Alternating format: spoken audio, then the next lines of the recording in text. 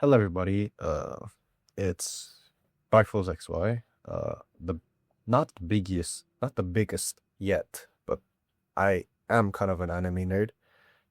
This is my review of Horimiya, and for the longest time, I kept hearing people throw Horimiya into what they call the big three of romance animes, like Toradora, Your Lie in April, Kaguya-sama, Clannad, or bunch of other animes.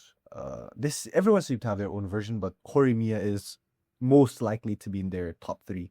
And I finally sit down and watched it during 2025 during December, um, and I questioned everyone if it's the best romance anime I've ever watched, and I couldn't go that far.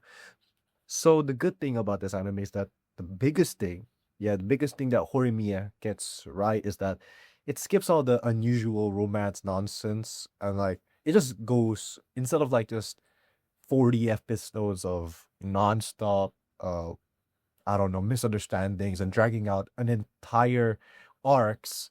Horimiya is like first three episodes they're already dating, and that's good. I mean, that's a good pacing. And Hori and Miyamura becomes a couple very early, and yeah, that's really good. And instead of like when are they going to date, the show asks like what does dating actually look like, which is actually kind of good actually for an anime.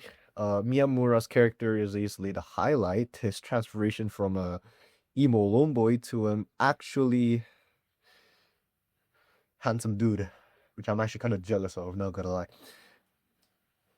Except for that, we actually get to focus on his struggles, and he tries to handle them by trying to change his past, which is actually thumbs up for that guy, man. I have to give respect for him. Like, come on, he's trying to change.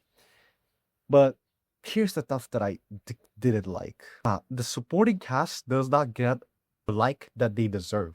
Like, for example, let's look at the character Sakura Kono. I don't know how to pronounce her name. I'm sorry. It's been like over a year I watched it, but we have her. Her character, we just went to the cycle of like what will this happen?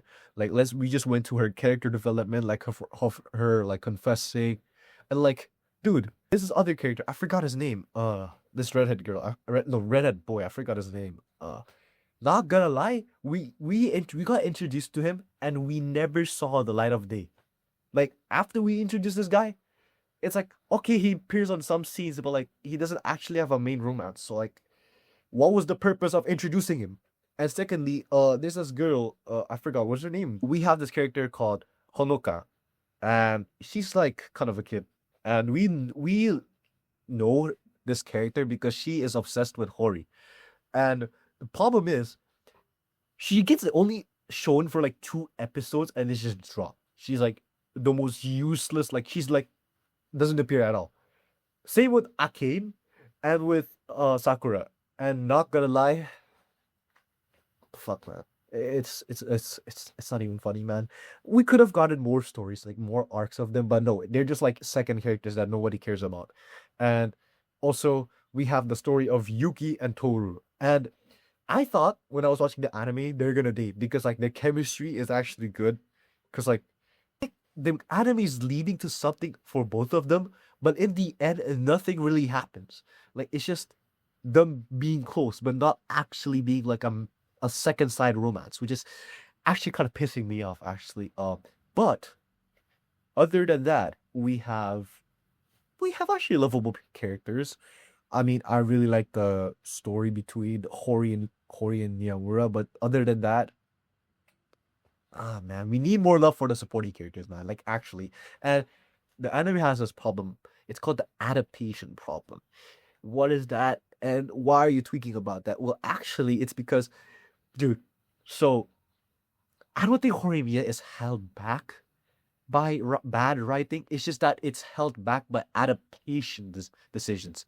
The manga had the luxury of taking its time. Matter of fact, it was based of comic strip that looked like fucking dog shit, but somehow it looks good in the manga. Actually, well done, well fucking done.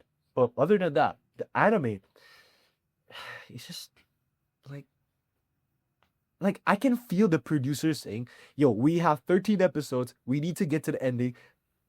Instead of like letting emotional moments breathe, the show just rushes to the next chapter. Technically, the series later got Horimiya, the music pieces, which adapts many of the chapters that were skipped the first time around.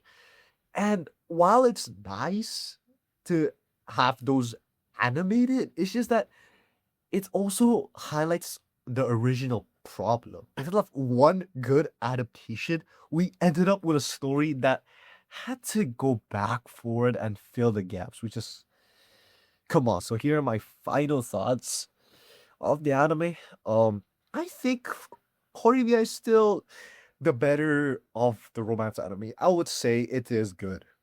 It's decent. The chemistry between Hori and Miyamura is fantastic.